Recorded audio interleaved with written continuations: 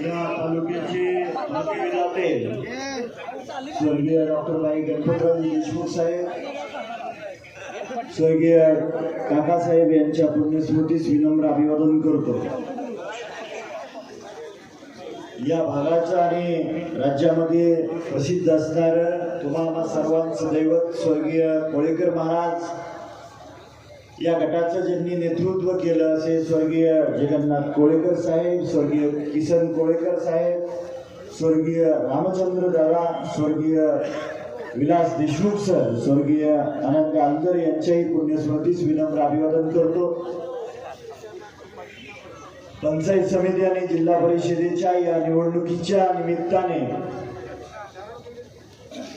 कोळा जिल्हा परिषद गटाचे उमेदवार सन्माननीय केराप्पा महादेव पांढरे, कोळा पंचायत समितीच्या उमेदवार सन्माननीय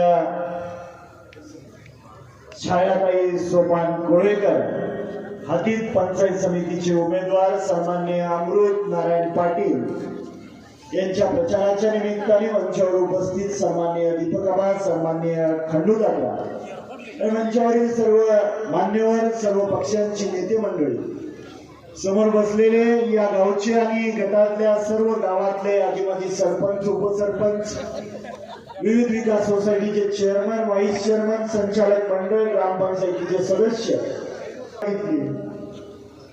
मला आज वाटायला लागले की आज जर विधानसभेची सभा असती तरी सुद्धा एवढी गर्दी झाली नसती जेवढी गर्दी या पंचायत समिती आणि जिल्हा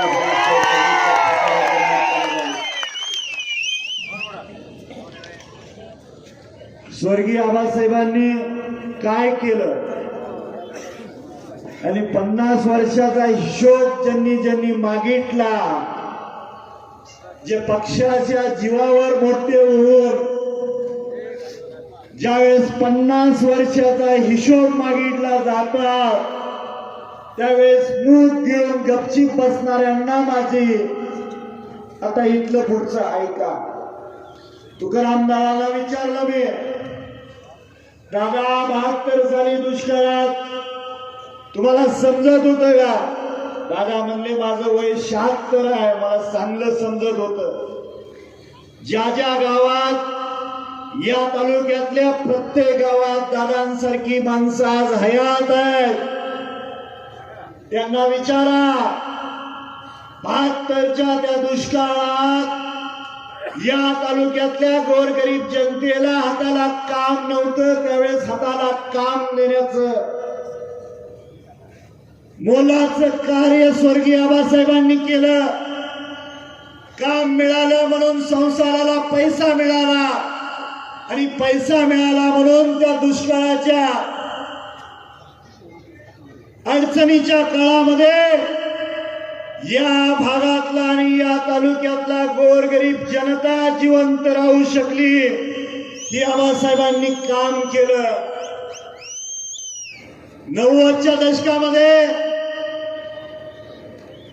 रोजगार हमीच्या माध्यमातून डाळिंबाची रोपं दिली, रोपं दिल्यानंतर लावायला, खड्डे खणायला अनुदान दिलं गेलं। बागाच्या बागा लावल्यानंतर पाण्यासाठी, ड्रीपच्या नळ्यांसाठी सुद्धा सरकारला भांडून अनुदान दिलं। मध्यंतरीच्या काळामध्ये तेल्यासारखा रोग घासला, रोगाने डाळिंबाची फळं खराब होऊ लागली आणि ज्या ज्या वेळेस तेल्या आला त्या वेळेस तत्कालीन सरकारला भांडून स्वर्गीय आबासाहेबांनी या भागातल्या आणि तालुक्यातल्या कष्टकरी डाळिंब बागायतदार शेतकऱ्यांच्या खात्यावरती कोट्यावधीचा निधी दिला। हे स्वर्गीय आबासाहेबांनी केलेला 50 वर्षाचा हिशोब मागू नका। 50 वर्षाचा हिशोब जर द्यायची पाळी आली तर तुमचं जीवन पूर्ण नाही एवढं उपकार स्वर्गीय आबासाहेबांनी केलेलं आहे। कोण जर म्हणत असेल पाणी आम्ही आणले आणि भविष्यात पाणी आम्ही सोडणार आहे तुमच्यासारख्या कार्यकर्त्यांना स्वर्गीय आबासाहेबांनी सोबत घेऊन 25-30 वर्ष पाणी परिषदा केल्या आणि 97 पासून त्यांना 7 दीपक आबांनी दिले. या भागामध्ये विशेष करून पश्चिम महाराष्ट्रात ज्या ज्या वेळेस या राज्याचे सन्माननीय मुख्यमंत्री देवेंद्रजी येतात, या देशाचे केंद्रीय मंत्री सन्माननीय नितीनजी गडकरी साहेब येतात, त्या वेळेस त्या दोन्ही नेत्यांनी स्वर्गीय आबासाहेबांचं नाव आदराने घेऊन सांगितलं की या भागाला पाणी फक्त आणि फक्त स्वर्गीय आबासाहेबांनी दिलेलं आहे.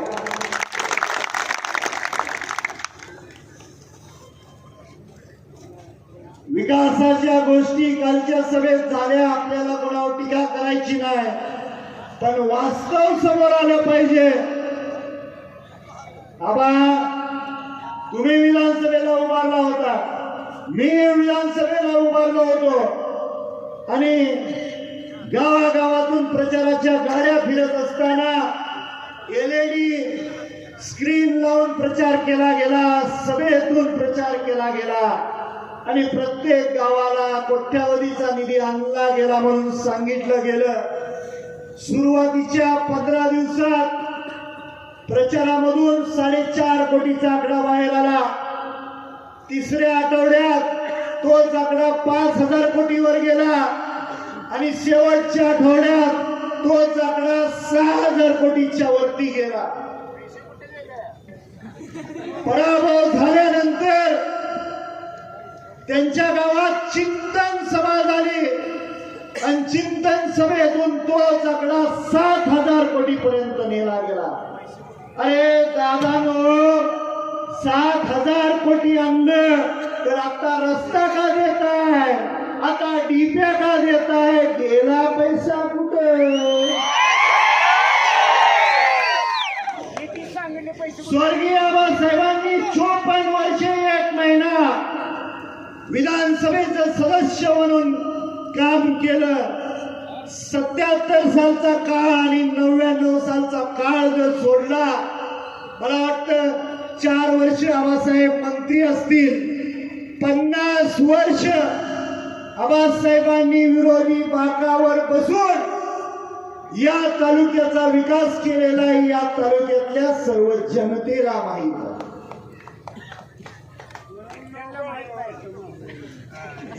आज या कोळागडाचे उमेदवार सन्माननीय छायाताई सोपान कोळेकर, तुम्हाला सर्वांना माहित आहे सोपानदाजी आणि तुकारामदाजीची जोडगोळी, त्यांच्या माध्यमातून डाळिंबाच्या शेतीच्या माध्यमातून या भागामधल्या गोरगरीब जनतेची सेवा त्यांच्या हातून घडलेले निष्ठावंत कार्यकर्ते.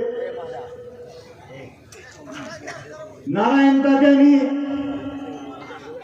जोडणी आणि हातीत पंचायत समिती गणाची सेवा केली, अकाली निधन झालं.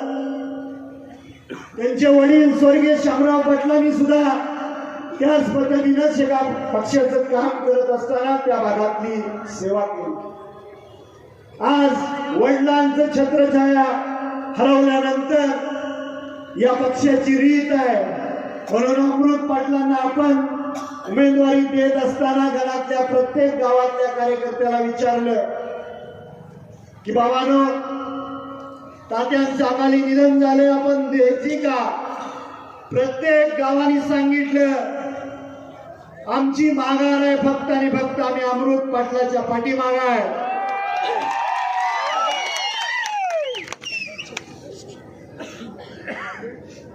किरण भाऊ लहान वयामध्ये वडिलांचं छत्र हरवलं, पाचेगावमध्ये खुरपायला गेले, भांगडायला गेले. परिस्थितीनं सांगलीला गेलं. सांगलीला हॉटेलमध्ये वेटरचं काम केलं. आता त्यांनी सांगितलं, मलाही कळालं, पंक्चरचं काम केलं, पंक्चर काढायचं. कालांतराने डाळिंबाचा व्यवसाय केला, आर्थिक प्रगती झाली. कालांतराने प्लॉटिंगच्या व्यवसायामध्ये गेले, खूप चांगल्या पद्धतीनं पारदर्शक व्यवसाय केला. आणि आसपासच्या तालुक्यामध्ये चांगला यशस्वी उद्योजक म्हणून ते नावारूपाला आले। काल बापूंनी जे केलं ते फक्त किरण भाऊचा अवमान नव्हता, या गटातल्या गोरगरीब शेतकऱ्याची जी पोरं कष्टाने यशस्वी होतात अशा सर्व मायबाप जनतेचा बापूने अवमान केलेला आहे, हे विसरून चालणार नाही। माझ्या कार्यकर्त्याला, माझ्या पक्षाच्या कार्यकर्त्याला किरण्या म्हणणं हा अवमान शेतकरी कामगार पक्ष कदापि सहन करणार नाही।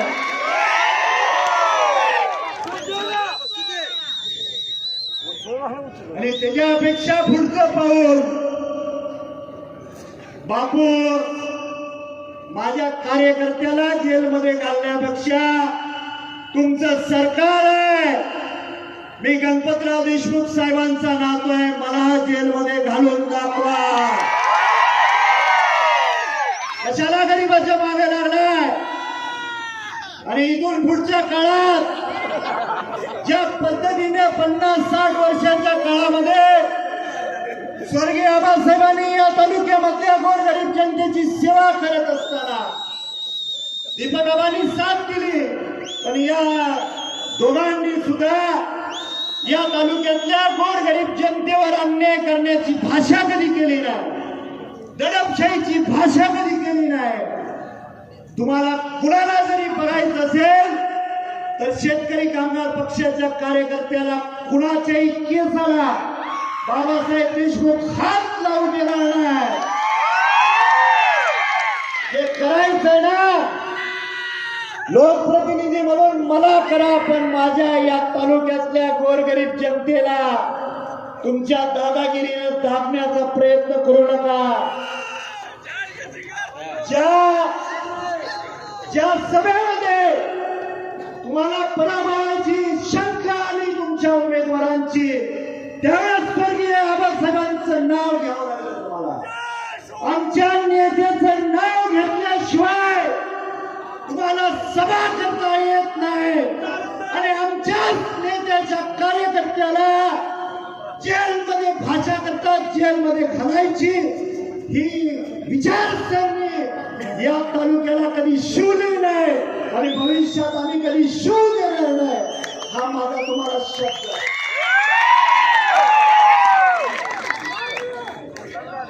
आणि म्हणून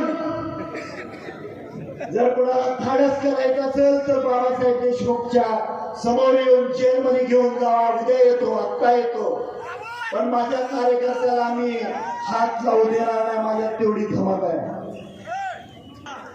प्रत्येक मतदान केंद्रावरती असं एक बॅलेट मशीन असणार आहे, आणि पहिल्या रकान्यात, वरच्या रकान्यात जिल्हा परिषद सदस्य उमेदवारांची नावं असणार आहेत। 5 नंबरला पांढरे किराप्पा महादेव, आणि खालच्या रकान्यामध्ये पंचायत समितीच्या उमेदवारांची नावं असणार आहेत। कोळा पंचायत गणामध्ये 3 नंबरला कोळेकर छाया सोपान यांचं नाव आहे, आणि हदीद पंचायत समिती गणामध्ये 2 नंबरला पाटील अमृत नारायण यांचं नाव आहे। या तिन्ही उमेदवारांच्या नावासमोरचं चिन्ह आहे नारळ, आणि नारळासमोरचं बटन दाबून बहुसंख्य रूपाने मतदान रूपी आशीर्वाद द्यावा, आणि 9 तारखेला परत याच चौकात चांगल्या पद्धतीने जल्लोष करावा, एवढी विनंती करतो।